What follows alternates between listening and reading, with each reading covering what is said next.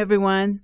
This is Kathleen Rose, and this is the Presidential Podcast.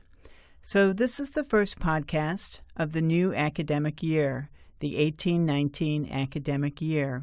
And this is September, and I'm really happy to be back in the podcast studio here on campus, recording the first podcast of the year.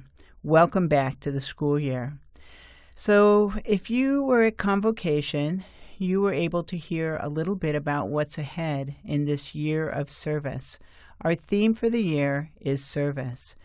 And if you go on the web, you can see all of the slides from Convocation, and you can read some articles about what's ahead in this academic year. You can see pictures on the web from Convocation Day, and there's one picture on the web that's especially my favorite picture from that morning, and it's a picture of everyone's hands in the air. And if you see that picture, you'll see a caption about everyone's hands in the air. So as we were talking about service and what service means, I asked everyone to bring their hands to service to the college and put their hands in the air so we could take a selfie together, and we did. And so every year we've had a theme. This year is the idea of service. And all throughout the year, we will be defining service, we'll be talking about service, and we'll be redefining the idea of service for our students in the community. And we're going to be talking about that in our podcast today as well. We're in the fourth week of instruction, and there's innovation and thinking minds wherever you look on campus. And there are many things to celebrate as we look at our 99th year of service to our communities: Morgan Hill, San Benito County, Hollister, San Juan Bautista, and in Gilroy. Next year is our centennial year, and I'll talk more about that later as we wrap up the podcast and I talk about what's on my mind. So what is our leadership team reading right now? We're reading a book called An Everyone Culture by Robert Keegan and Lisa Lasco-Leahy. It teaches us how to become deliberately developmental in our organizational structure, and through focusing on a simple concept, and that simple concept is growth. The authors teach that developing the support of people in an organization through professional development can be woven into the daily fabric of working life and into routine tasks of the day, which become growth in our culture and growth of our organization. And I'm going to talk about that later in the podcast as well. But today's guests are two sets of dynamic duos that represent leadership and growth at Gavilan in very distinct ways. And I think you'll be very interested in their interviews. The first dynamic duo is Tony Morandos and Mark Roberts. And they're from the Gavilan College Education Foundation. You probably don't see them around campus very much, but they lead our foundation, and you're going to hear more about them and the work of the foundation today. The second dynamic duo is Nolan Golden from Associated Students of Gavilan College and Dr. Debbie Klein, who's an anthropology faculty member and also the incoming president of the Faculty Association for the California Community Colleges. So stay tuned for an informative glimpse into the leadership culture at Gavilan College.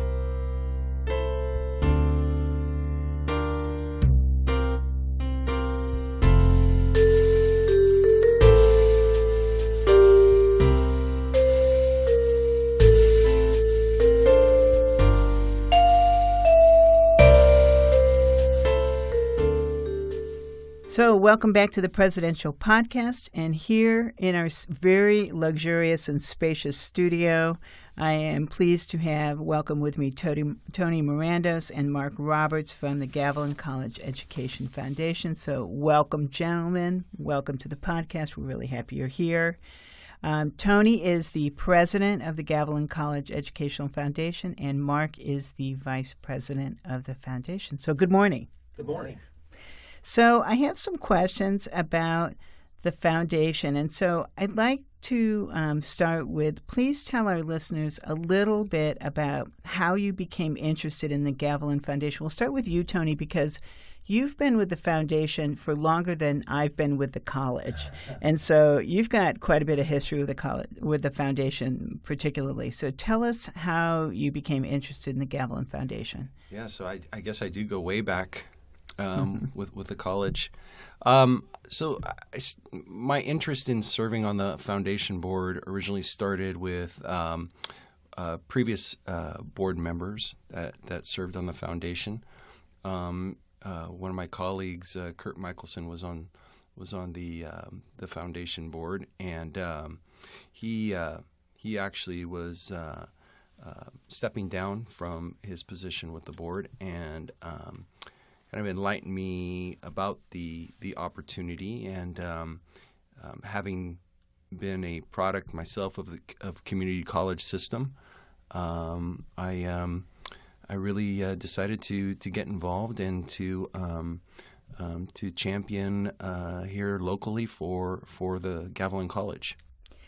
But then you stayed. So you've been on the foundation for how long? Wow, I think I go back to 2008. Yeah, 10 years, at least 10 years you've been on the foundation. It's been a while. Yeah, definitely. I've stayed because I believe in the community college system and the community college opportunity. There are so many different paths and roads that a person can take in their educational life, whether it's academic education or vocational education or formal training, and the community college is a door of opportunity for local residents to take advantage of and explore those different options in life, and allow a community college like Gavilan College to play an integral role in their development. So, Mark, you're a fairly newcomer, although not really, to Gilroy. You've been here for 7 years, and so you recently became involved in the Gavilan Foundation. Why? Well, there were a couple reasons. First off, when I moved to Gilroy back in 2011, I was totally impressed with the people and the community. And to me, one of the hearts of a community is the educational system, of which Gavilan is an integral part, certainly, of Gilroy. So being a part of that and helping to build the future of Gilroy became very important to me, an important cause. The second reason is when my youngest boy a couple of years ago was graduating from Christopher High School here, I talked with many of his classmates about what their plans were after high school graduation. And I often got the response, "I'm just going to Gavilan." And that kind of made my heart sink, I'll say, because that qualifier of "I'm just going to Gavilan," this is not a "I'm just going" kind of place. And to me, it does become a very integral part of people's future and the community's future. And I wanted to help be a part of that. Yeah, thank you for that response. I think one of the major things I'm learning about our foundation is as we're adding foundation board members, those board members who are community members and volunteers are coming to us because of that, because they each have a story and they each care about the progression of the college overall. So what does a foundation do? What does a foundation do overall? That's a fantastic question, because the foundation is in a position to do a lot of things. We're in a position to fundraise for specific purposes. We're in a position to advocate on campus and in the community at large, where the foundation is in a position to educate and enlighten about the college's mission. But above all, I think the foundation and the board members that represent the community at large has the opportunity to really be hands-on and make a difference on campus and in the community overall with respect to the college. Mm-hmm. How about for the diverse communities that we serve? How can the foundation have an impact? We serve so many different demographics between Morgan Hill and Gilroy and Hollister. How can the foundation have an impact and be far-reaching for all of the communities within our district scope? Well, I think in part you bring up diversity, and it is a very diverse geographical area and a very diverse population.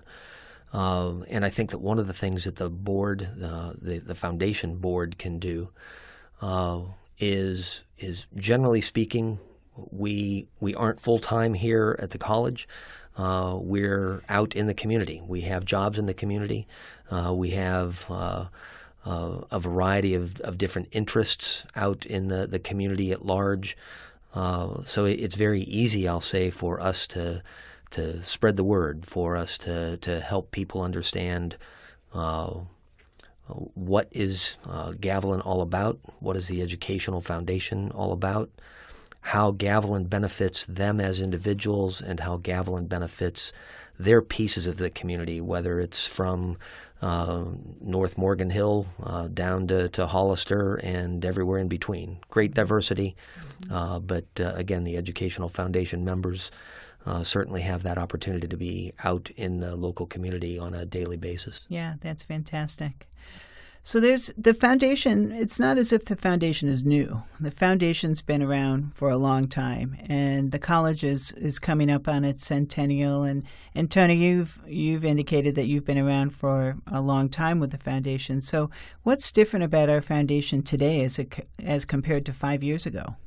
We have just a tremendous amount of new engagement from very energized board members who want to bring resources to the campus and want to bring new ideas to the campus. And when I say campus, I mean, Morgan Hill, Gilroy, and Hollister.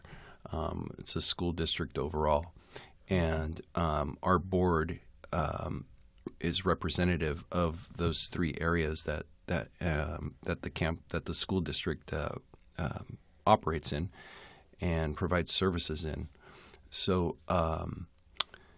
I think the big difference is that it's just not a Gilroy board. It's not just a Morgan Hill board. It's not just a Hollister board. It's a diverse board of the communities that Gavilan College services. Mm-hmm. Absolutely. And if I may, Tony mentions the energy. Boy, I've only been on the board for a little bit more than a year. And I've certainly seen that energy grow and that desire of all of us to be part of a solution and to move the foundation forward and help move the college forward. Yeah. So do you see a connection between the foundation and student success? That's a big goal now that we're receiving from the state, that we need to have our students succeed to a greater degree than ever before in terms of completion, transfer, career education. Do you think there's a direct link between the work of the foundation and how our students achieve?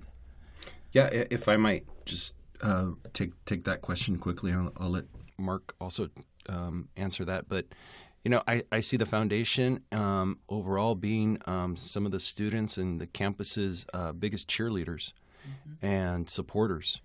And if there's something that our campus needs or the school district needs, I think it's important. And I would invite everyone to come to a board meeting, and there's an open session for public comment.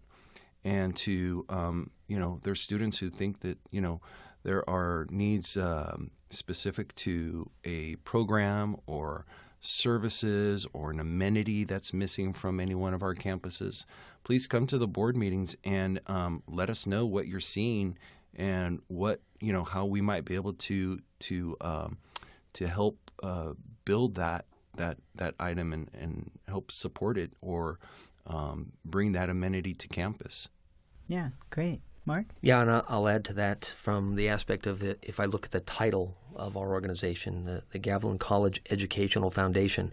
To me, there are two pieces of it. It is the education of the students, but it is also the education of the community members, and the helping the community understand that direct correlation between their investments.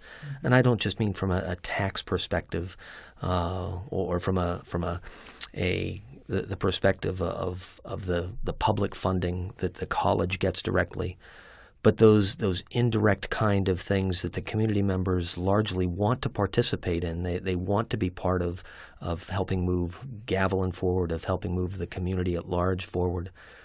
So helping educate the public on that direct relationship to student success and what they can do as individuals to help that success. Mm-hmm. Exactly. Okay, a couple of questions to wrap up here. What do both of you see as your unique gifts that you bring to your leadership of the foundation that keep it strong? You're now the president and the vice president of the foundation, and so you're leading us as we go forward into this big year for us, with several big projects that I know the foundation will be undertaking as we go forward. So what gifts are you going to bring forward in your leadership style that will help keep the foundation moving forward? That's a big question. I see myself in my role as playing as being a key advocate within the communities that the college serves. I have no hesitation with asking for assistance from colleagues, business acquaintances, friends, all those who have a vested interest in Hollister or Morgan Hill or Gilroy or San Martin, to really consider dedicating not everything but something towards the school overall. For example, my Rotary Club is making a gift to the campus of a couple of new bike racks that will be installed soon, and a bicycle fix-it station. And hopefully that'll enhance student life and help get students to and from campus with an alternative mode of transportation. Yeah, that's great. So, thank you. Mark? Yeah, I'd say two things. One is I'm not homegrown. I spent the large majority of my adult life living on the East Coast, and only moved to California in 2011, and have only lived in Gilroy as a Californian. And I love the community, and I want to sink even deeper roots into the community. But I also think that since I'm not a homegrown insider, if you will, that I can help energize some of the newer members of the community in terms of helping educate them about Gavilan and the mission forward. The other thing that I think that I bring is I was a program manager for the Navy for roughly 30 years, and there's a discipline that comes along with that. And the discipline that comes along with managing any organization effectively, I think that between Tony and I and the rest of the board members, we've got that appropriate level of discipline on how to appropriately bring money in, and then I'd say even most importantly, how to effectively manage that money for the good of the students and the good of the college. Terrific.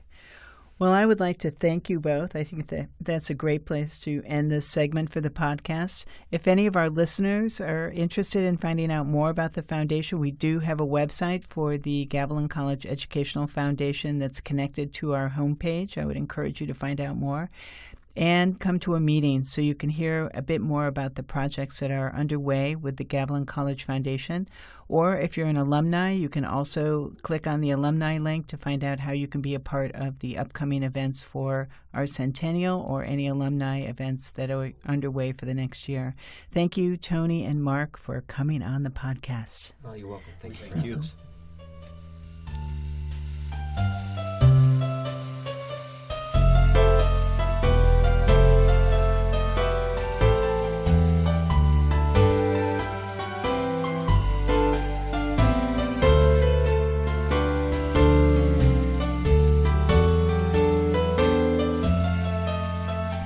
So welcome back. So I have my second dynamic duo here in the ever so spacious podcast studio.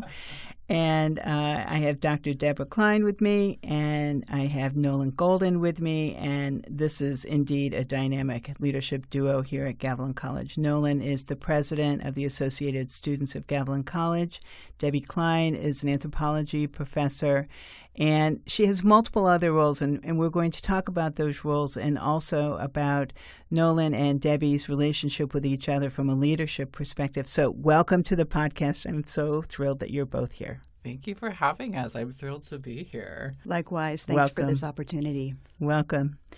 So here's my first question for you, and then we'll go from there. So describe for me what Gavilan College means to you. Oh, my goodness. There are so many words that I could use. I think the first one that comes to mind and just resonates within me is home. I came to Gavilan, and I grew up with a mom who had borderline personality disorder, and so our relationship was really severed coming into Gavilan. And so I was looking for a place to call home. I haven't really known a place to call home. I've moved around all of my life and stayed in a place for maybe 5 years maximum, and I've been in California now for 7, which to me is very odd. And so I had shifted around a lot of my time in California and wanted a place to settle down. And I found, I think, 3 mothers now on campus, Debbie including one of them. And so it's home. It's comfort. It's golden to me. No pun intended, but a little bit intended. Yeah. What about you, Debbie? Yeah, I also could say so much, but just off the top of my head, I would also say an institutional home base that is also home in lots of ways. This is my 14th year here at Gavilan, so for me it's really been a gift of a community to get to know and be a part of and learn more and more about. And probably any faculty member out there knows that on the one hand, as community college faculty, we love this opportunity to provide service to our communities and that we're a part of, and that's true. And then once we start doing that, what we realize is that really we learn more from our students and from those whom we serve than we can provide. So it's for me, it's really just a gift that keeps on giving. So, Debbie, tell us a little bit about your journey that brought you to Gavilan, because I know you've been here. This is your 14th year, but you began your career elsewhere. So give us just the quick background of how you got to Gavilan. Wow. Having finished my PhD at UC Santa Cruz, I fell in love with this part of the world. I grew up on the East Coast and from Tampa, Florida, and via New York. And my first full-time faculty position was at Vassar College in Poughkeepsie, New York. And while that was a wonderful community and an elite community of students who were very well prepared for college, it didn't feel like home to me. It really didn't feel like a place I wanted to spend my career. And I kept searching for jobs and then eventually made it back to California and to Gavilan. And I had taught part-time at Cabrillo College. So I was almost certain that the community college system in California was a dream for me. And I had no idea, as none of us faculty know at the time that I would be able to manage or get a full-time position. So I still feel like I won the lottery and hit the jackpot with Gavilan, and it was just one of those lucky breaks. So how did you come to be an anthropology major along the way? And I'm going to bring that to Nolan as well. So Awesome. Why anthropology? Yeah. I was an undergrad at Brown University and searching for what was interesting to me, and landed by chance in an anthropology class, and my world really opened up. I realized I could integrate all of my intellectual interests as well as my activist and advocacy interests, and start to learn about people whose lives generally don't matter, and start working on behalf and with communities to correct the record of history, and also bring out beautiful stories about the continent of Africa, which I have my own story about going to and wanting to be a part of through documenting a very old arts tradition. So anthropology allowed me the tools to travel and to analyze and to and I thought at the time, though I didn't know much, to maybe have a really wonderful profession, which being a faculty member is. So, Nolan, you have been deeply inspired by Debbie's story through taking her classes and by coming to Gavilan as well through your exposure. And now you have shared that you are also a budding young anthropology major and will continue on that path as well. So what are your plans for your major in anthropology? Oh, my goodness. I think going along with Debbie, I think there's a lot of voices that still need to be heard. And I think that's the beauty about anthropology is you get to travel to different realms and you get to give a voice to groups that have a voice that aren't being heard by a larger majority or by the hegemonic society, right? So, I feel that it's a privilege. I've been an activist within the LGBTQ culture for many years, since middle school through high school to now. And a lot of people think because we are in a more modern day where we're seeing more LGBTQ students and we're seeing beautiful people coming out with these amazing and wonderful and very unique gender identities that, we can see them. That must mean that we can hear them, and that's absolutely not true.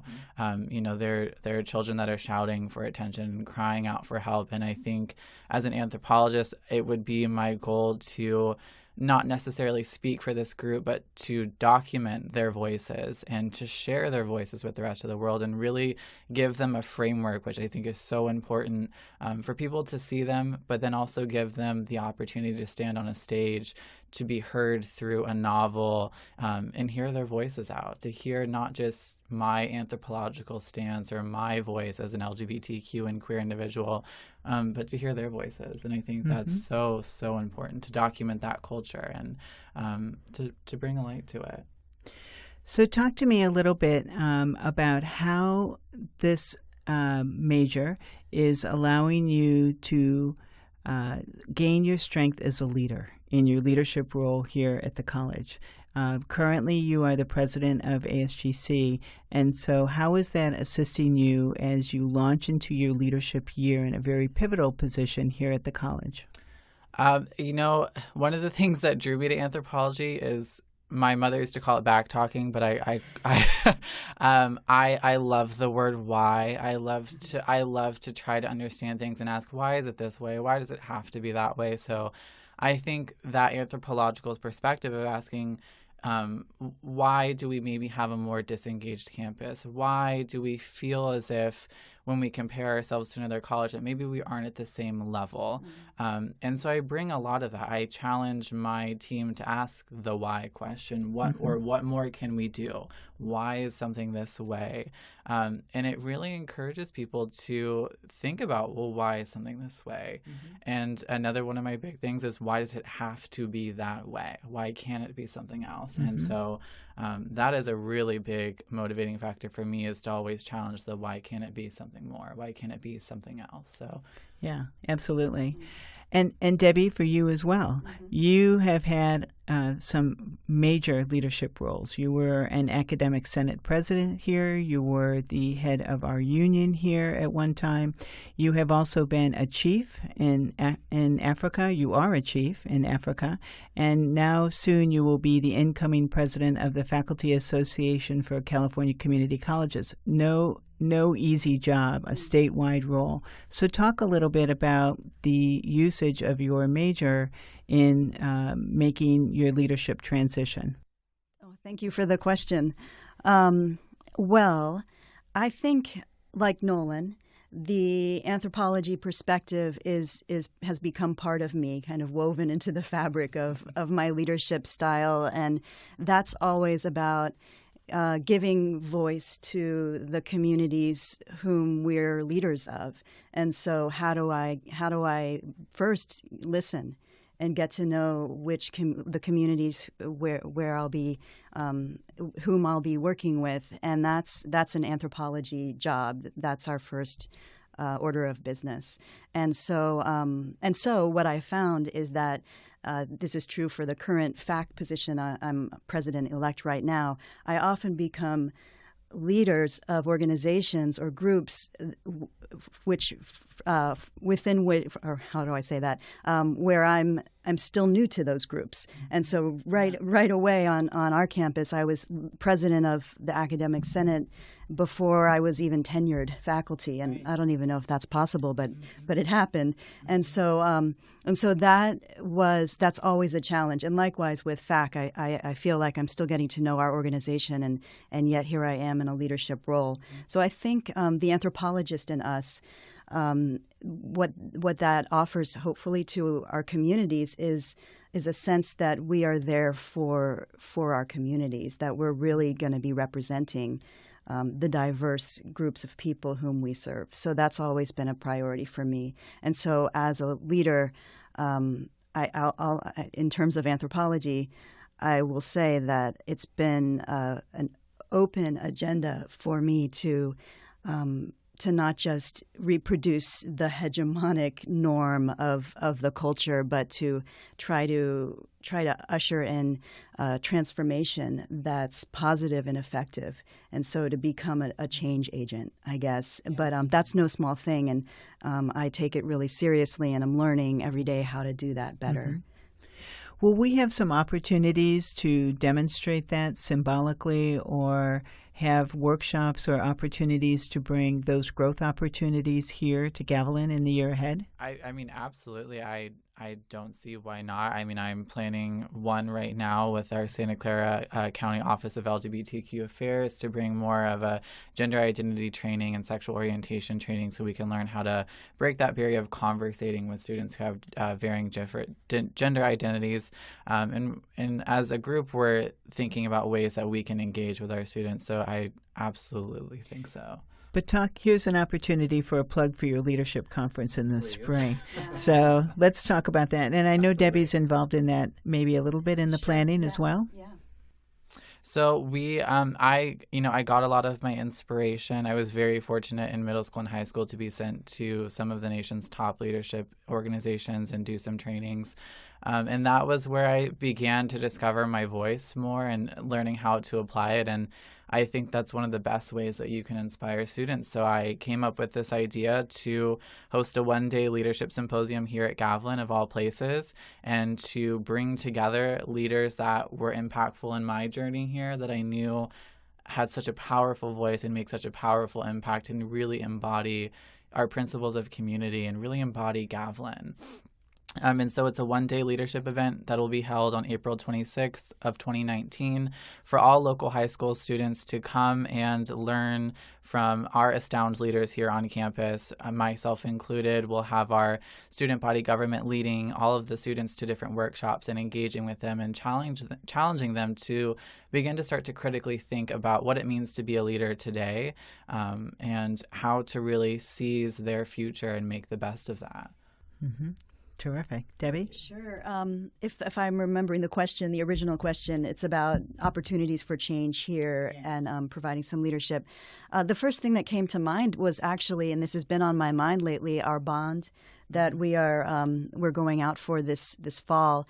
And I am really hopeful that our communities will rally around our college and see that we can continue to do a better job integrating Gavilan College into the communities we serve. So Gilroy here, Morgan Hill, and Hollister are part of us. And I think in terms of my FAC leadership, we as an organization have been concerned about the sole focus on what we might call the completion agenda, so certificates and degrees, at the expense of remembering that we're here to serve the community in many different ways. So the idea of lifelong learning, of our workforce development programs, of making sure that we are here for whatever our community needs us for.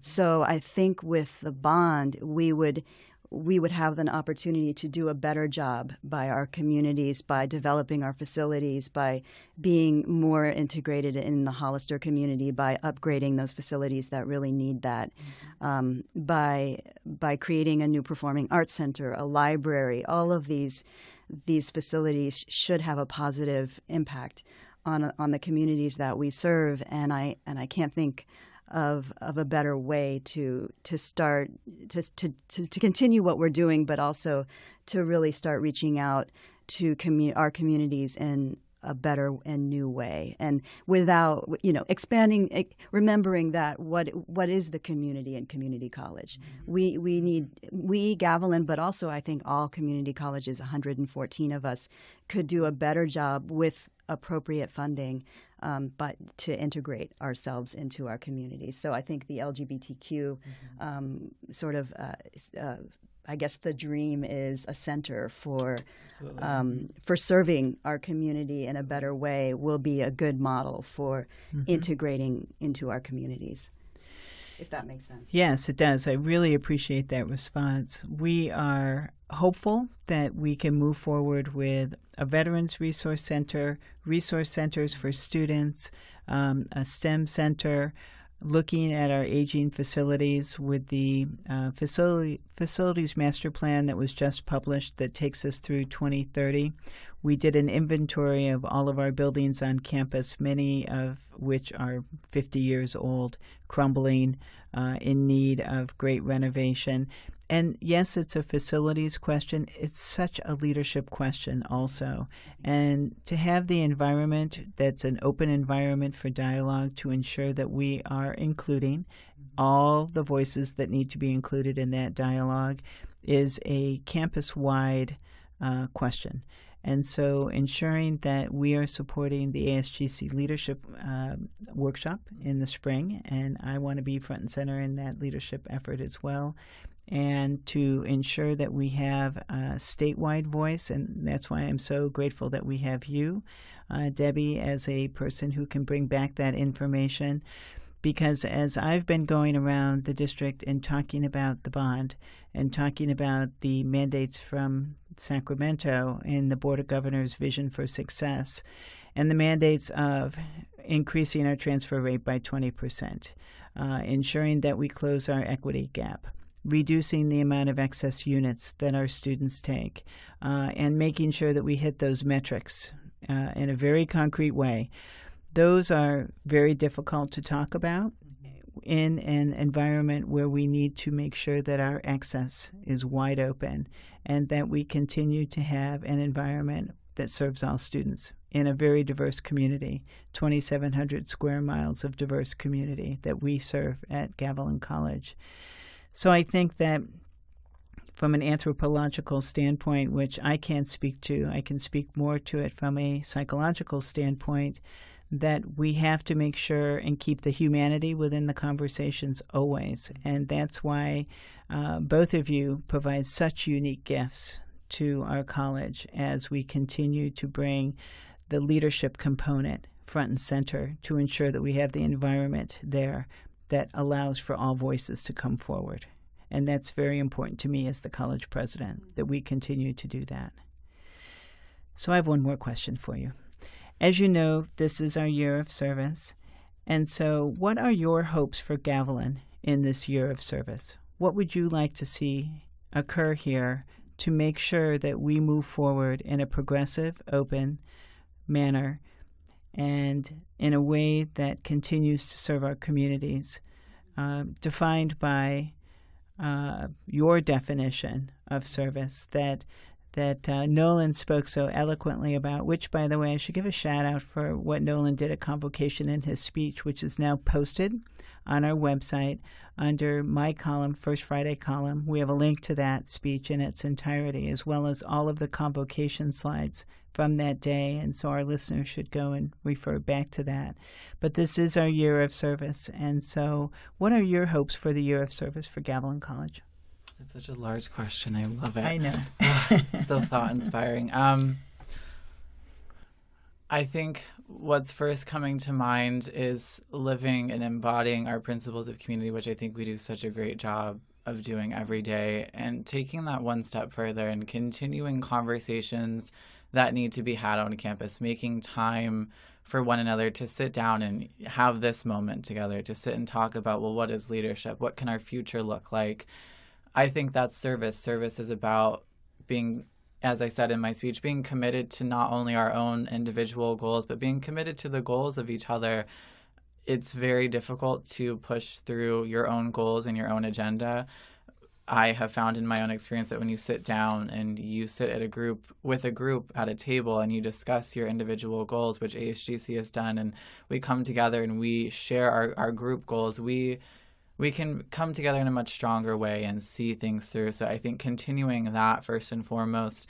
And I personally would love to see Gavilan in the community more. One big hope that I have is that I know EOPS last year hosted a Thanksgiving dinner for our foster youth students and our homeless students. I think taking that up maybe one more notch and saying for all of our students, hosting a Thanksgiving dinner, to me, Gavilan is home, and I think that there are ways that we can embody that. So offering a dinner time where we can all sit down at the same table and converse about your experience at Gavilan and what family is like to you and maybe how Gavilan has impacted you, and hearing those voices, I think is a great way to do that. And just, my last idea is that Gavilan step forward and continue to be a leader on things that may seem taboo or things that may seem risky, that we take a risk, that we, as a whole institution, we take a risk. We say we will support something and we will back that, and we show our community the powerhouse that Gavilan truly is. That's why I am so excited for this bond, and how I talk to people about it is that we have the prestige of the professors. Now all it's really about is bringing up our infrastructure to that same level of prestige. It's there. We are here. You can see it in our students. You can see it in our faculty and our staff. The passion, the prestige, the excellence is all there. It's just about raising that infrastructure. So I'm really looking forward to what this year of service holds. Thank you for that. Debbie? Yeah, how could I follow that? Yes to that. So I'll just add a few things, yes. But that's awesome, Nolan, and thank you for being a leader for us and with us. And yes. we are lucky to have your leadership at this time. It's just a really it's inspiring to be able to sit along with you and go on this journey. Well, so I must say I have to give credit where credit is due. So I do learn from the best here. So thank you very much, each of you. Thanks. So just to add to that, I would be losing the opportunity if I didn't say that FAC is the organization that advocates solely for community college faculty. So on that note, we've been really trying to push the Chancellor's office and our Chancellor on the vision to perhaps expand the vision to incorporate a few new goals, but one of those goals would be one on shared governance, and it would be an opportunity through funding to prioritize the training of how do we do shared governance, all aspects of campus. So administration, faculty, staff, students, all of us who are engaged in our community, I think, could use some real training on how do we we share the responsibility? We in California are unique in that we have AB 1725 that allows us to share this responsibility, and I think that's what makes us strong and makes the institution what Nolan just described, an excellent institution, and our system really world renowned, and it's the largest in the world, serving 2.1 million students. So, so a goal, and for us too, to really think about how decision making, though it's easier and it makes sense in some cases to do a top-down decision-making model because it's more efficient and it's faster. That's not really how we're supposed to be making our decisions, and I think all of our institutions struggle with how to do that well. So I'd like to see us take the lead as Gavilan on how to do that more self-consciously and more effectively for our communities. The second thing I came up with while thinking now on the spot is professional learning. So to continue to develop and enhance the programs we already have, but really I would love to see more organized and a more organized and purposeful professional learning structure that has opportunities that are very varied, which would include opportunities for students, staff, faculty, administrators to learn together, and also in our own, as we all have different responsibilities. So I'd like to build a program that really serves all of our needs, particularly focused on part-time faculty as well. And that leads me to my third thing, which is just generally faculty support. And we also are pushing the Chancellor's office on this, but how do we maintain excellence in our faculty if we don't really take an active look at how do we recruit diverse faculty who reflect our population? How do we maintain the faculty? How do we support the faculty we have now? And the greatest inequity in our system regarding faculty is the part-time full-time divide, and I've been working on that issue for a long time, and there's many sets of issues, but to incentivize us to support part-time faculty parity, so that the idea that part-time faculty are paid close to or closer to what full-time faculty are paid for the same, teaching the same students, teaching the same classes, and also are supported to participate in shared governance, so in the committee work that we need more faculty to participate in. So somehow lead the charge or lead the way in a nationwide crisis, really, in faculty. I think it makes sense in a moment where more corporate agenda is sort of moving us towards privatization or towards those models where, of course, it's cheaper to have a temporary workforce with no benefits and lesser pay, and that's not the direction we want to head as a public institution. I think we can do our best to show that if we invest in our faculty, then we will.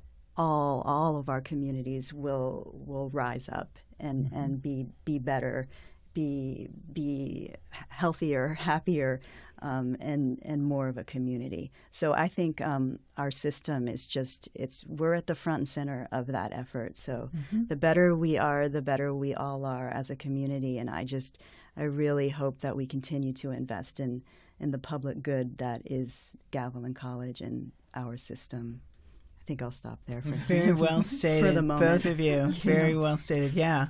And that's why you're both the dynamic leaders that you are on campus. And that's why your classes provide that rich foundation, anthropologically speaking and beyond. And that's why you're the leader that you are statewide. So, and ditto to you, Nolan. Thank you. So I would like to thank you both for coming on the Presidential Podcast today. I've been waiting to get you in, and so you were able to come to my very first one for the academic year. And so I very much appreciate having you both on the podcast today. So with that, thank you. Thank you. Thank you.